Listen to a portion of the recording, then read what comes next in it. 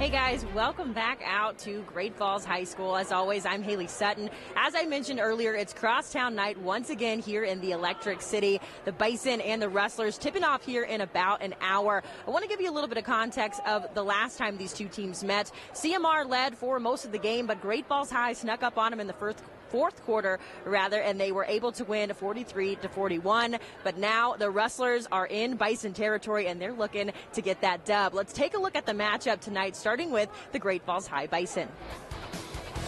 Since defeating the Rustlers back on January 10th, the Bison have had an impressive stretch of games. In fact, the team was on a 7-game winning streak until a tough road match against Billings West last Saturday, where the Golden Bears handed the Bison their second loss of the season. Now heading into tonight, Great Falls High hopes to get back into that win column and continue to lead the Eastern Conference. Currently, the Bison sit in first place of the East and second overall in Class AA behind Hellgate. They've outscored most teams by an average of nearly 16 points per game and have been able to hold teams to under 50 points. Now, for the visitors, despite sitting in second behind the Bison in the East, don't sleep on the Rustlers. This is a team that is sort of known for their comeback mentality. Just look at last season. They didn't start out too hot, but it's how you finish, and that's what matters to the green and gold. They're a team that averages 60 in a game and can hold opponents to under 50 points. While the scoring margin might not be as high as the Bison, they've been getting things done on the court, especially since that devastating loss at home.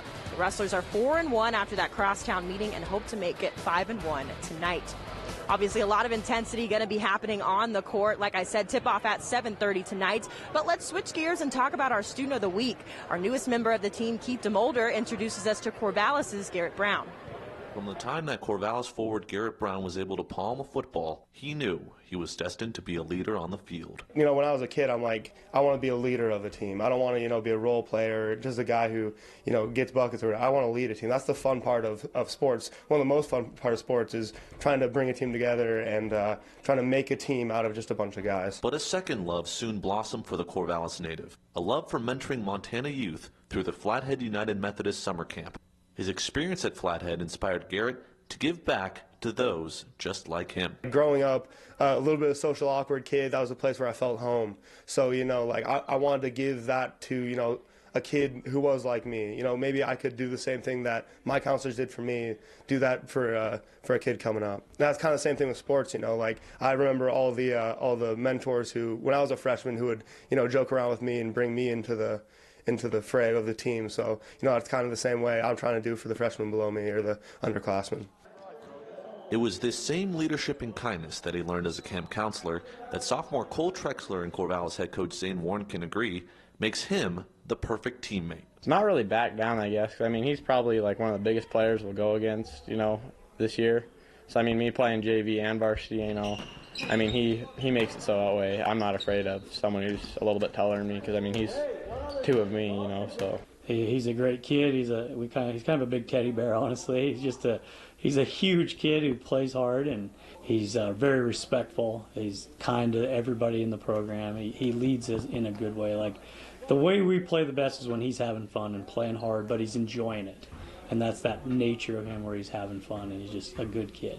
A three-sport athlete in football, basketball, and track, Garrett Brown is committed to play football at the University of Mary in Bismarck, North Dakota, where he'll bring his trademark frame and trademark smile. In Corvallis for SWX, I'm Keith DeMolder. Switching to college hoops now, the University of Providence had a big weekend last weekend, and in return, they swept the Frontier Conference Player of the Week awards list. Sophomore Emily Maldonado and senior Austin Starr took home the prize for Women and Men's Player of the Week for the conference. Maldonado played some of her best basketball last weekend against two very tough opponents. She helped lead her team to 2 wins over ranked opponents, first against number 8 Carroll 56-53, then against number 21 Rocky Mountain 64-60. Sophomore guard dropped a career-high 31 points against the Badland Bears and averaged 24.5 points, 3.5 rebounds, and 5.5 steals over the weekend.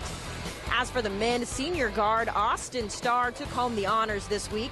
The Las Vegas native had a sensational weekend for the blue and green, averaging 15 points and 5 boards and 2.5 assists. Like Maldonado, his stellar play helped push the Argos past 2 very talented squads, including number 2 Carroll on Friday and number 22 Rocky Mountain on Saturday.